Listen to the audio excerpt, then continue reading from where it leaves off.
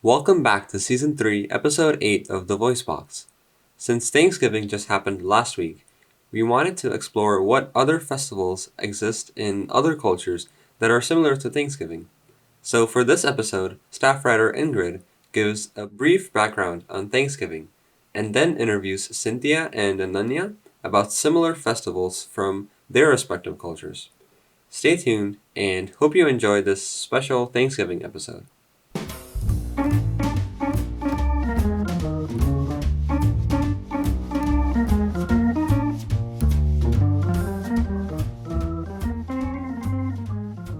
The very first Thanksgiving occurred as a result of pilgrims fleeing to the United States in order to escape from religious persecution in England. In September 1620, they set sail on the Mayflower, eventually making their way to Massachusetts Bay and establishing a village at Plymouth. Their journey was difficult, and only half of the original crew survived spring. They were not accustomed to American soil, so their agricultural tactics were much less effective in the New World. However, neighboring Native Americans took pity on them, specifically Squanto and Somerset of the Patuxet tribe. They were able to communicate with the pilgrims in English, so not only did they help the English settlers farm their land, they also assisted in the construction of alliances with other tribes, such as the Wampanoag. After a successful corn harvest in November of 1621, Governor William Bradford threw a feast, and this day of harvest and unity has been celebrated every November since. In modern-day America, people celebrate by hosting dinners with families and friends, as well as giving thanks. Similarly to Thanksgivings 4 centuries ago, turkey, fowl, and corn are prepared, and more modern additions include desserts, especially those containing pumpkin, as well as cranberry sauce, stuffing, and other holiday staples.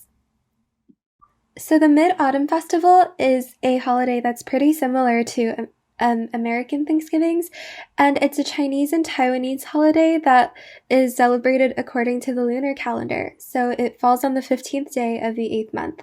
Like Thanksgiving, it's also intended to celebrate the harvest, but it also revolves around worship and admiration of the moon.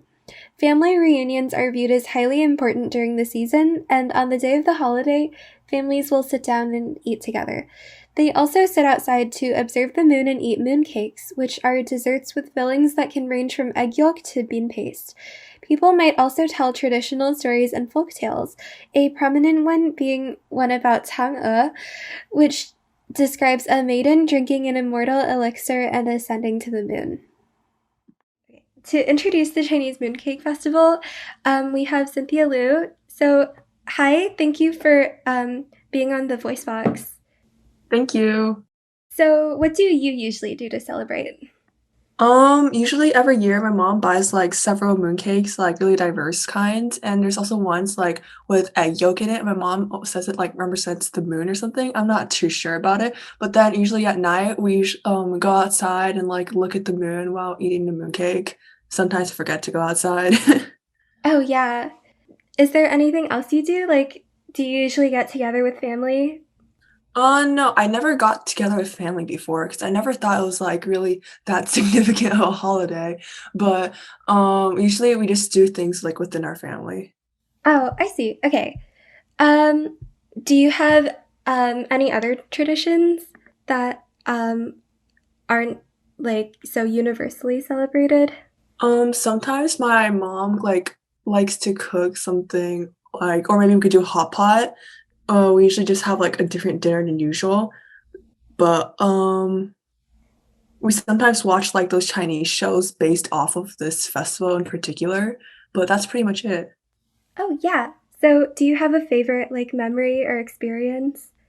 I remember as a kid, I always loved going outside at night because I thought it was like really mystical or something. And I always enjoyed going outside at night in like the middle of the street with my sister, just staring at the moon because I always thought the moon looked really, really pretty. Oh, wow. That does sound nice. All right. Thank you. Thank you. So, next, we have Ananya Kolstreta, who's going to tell us about Makar Sankranti, or Pongal, a Southern Indian harvest festival that's also similar to Thanksgiving. So, hi. Hi. Would you mind giving us like a brief history or background on how it's usually celebrated or what it usually looks like? Yeah, of course. So, I mean, in terms of like the history, or like I guess the purpose of the celebration, it's more or less to honor, um, like the gods, in some sense for, being thankful for, the crops that we've got. So like you said, it's kind of similar to Thanksgiving, but in Hindu culture. So I guess one thing that's interesting, I mean, about India as a structure is that it's often split up between different parts. Like there's North India and Southern India. So in North India, well, it's mainly called Makar Sankranti, and there they have it's like a 1 day celebration, and mainly focused on trying to honor the sun god and the way they do that is like they have fresh offerings with like right off like the fields they get harvest and they put that together and they offer it to the sun god, which we call Surya. And it often like has to do with they have like sesame and jaggery. They kind of make it into different kinds of sweets, and offer it to the gods. And also sugarcane is a very big specialty during this time because I guess it also lines up with the season. So in northern India, it often like the activity that they deal with during this time just to have fun, I guess, is kite flying. So that's basically how it's celebrated. It's not as big of a deal in northern India though, but the bigger deal is in southern India, and especially in Tamil Nadu, which I'm actually partly from. So there, it's called Pongal, and it's like a 4 day celebration. It starts out with like bogi, and then there's the actual Pongal celebration. Then there's something called Matu Pongal, and then there's something called Kannam Pongal. So it's spanned across these days, and there's like a specific meaning for each day and specific activities you do in each day. The actual Pongal day, which is the second day of the celebration, is what is called Makar Sankranti in other places, and also Lohri in Punjab. And the main, I guess, belief of this festival is that it's kind of said to be the beginning of Uttarayan, which was basically the day that like the sun's kind of like the idea that it's believed is that the sun changes the direction of his chariot, i.e. like days start to become longer until summer solstice and then goes backwards. So that's kind of the idea with this festival. So yeah. I see. Okay. So, in terms of food, so as you said, sesame, sweets, and I think sugar paste. Sugarcane. Sugarcane. Those are things that are traditionally tied to the festival. Is there any other food or any other like food related? Yeah. So like in southern India, I guess. So in northern India, it's so much more like sesame jaggery. Jaggery is kind of a common ground on this. In southern India, they like eat a lot of rice there, and also it grows well there. So it's like rice and jaggery. They make the sort of, I guess, in some sense, like a porridge. I guess it's not really a porridge; it's a little more solid form of porridge, and that's what's called pongal. It's like they make sweet and like savory and different kinds of things. There's definitely so that's for the main pongal, and they also have I mean, some of the harvests include like turmeric, ginger, and things like that. So I definitely agree that it's like it's really similar to Thanksgiving because it's very food oriented and feast oriented. Right, yeah. And then like the last day that I was talking about, the fourth day of the celebration, there's like a huge variety of dishes that people make. And they feast with family. It's kind of like Thanksgiving night dinner in some sense. And they make like meat and different things like that for meat eating families. So I think that's the idea. And also one thing is that even though there's so much food, one of the biggest things they take out of this is not to leave any waste. So the second, so the day after, I forgot which day it is. I think it's the day after Pongal.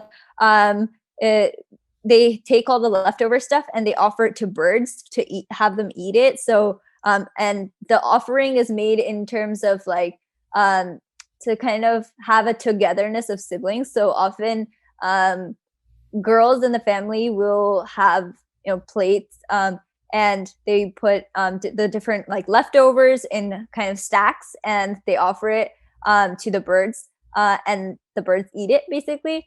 It's kind of a thankfulness to nature and wilderness, and then the girls basically pray for a good bonding with their brothers, and so that's the kind of Right, yeah. So, is there anything that your family does that maybe isn't as traditional or typical? um I think my family, I mean, I guess so. In generally in India, they have like a more big. It's a big booming festival. Every place is really celebrating it. But Mhm. coming to America, it's not so much of that. So we did alter some of the things, I guess, in that sense. First things, I think generally they make the dish like bunga in sweet form. We do it more on salty form at my place, and also like generally there's like huge gatherings, of course, and we don't do that. But in addition, there's like a when I mean one thing we kind of I guess appended in some sense is when the whistle goes off, for the first whistle goes off on the cooker for when it's cooking pongal, we say pongalo pongal, and we kind of scream it out loud. Generally it's like a thing that they do on top of a fire pot and different things like that. So I guess there's definitely alterations with moving to America. I do follow kanipudi, which is basically the offering that I was talking about, to birds and wilderness, for the togetherness of siblings. So I do still follow that, and I think that's a practice that's largely like draining out at this, fading away at this point. But yeah, it's yeah. Yeah, so with, I guess, your adaptations and other traditions in mind, do you have a special memory or, I guess, a significant experience that kind of Uh, stuck with you? I think yeah. For me, it was so. Yeah, one time, my cousins came over, and they're both boys, um, and so it was on a weekend, and it's really convenient having festivals on the weekend because we don't get holidays here for Indian festivals. Mhm. So my cousins had come over, and it was so Pongal one day, and so they're South Indian. They're from the South Indian side or Tamilian side of my family. So they came over and we celebrated Pongal, and we had nice feast together. And then the next day, which was the Sunday, I believe, was Kanapuri, wherein you have to pray for your I guess togetherness. I mean, girls do it for boys, and so it was really nice because although we generally offer to the birds, I was able to actually feed my cousins who were both boys. So it's kind of like a brother sister relationship, right? So in India, I guess the culture is kind of like, even if they're your cousin, they're your brother, or your sister, like different things like that. So for me, they're basically my brothers. So I was able to hand feed them some of the leftovers as like a tradition, and then I was able to obviously after that offer it to the birds, and it was really fun because we were able to kind of party around the food, and it was and we became very very full. But apart from that, it stood out in my mind because I think Bunga only came like once or twice on the weekend, and that happened to be the only time that they came over. So it was Oh, yeah, that sounds really special. All right, so I think those are all of my questions. Thank you so much.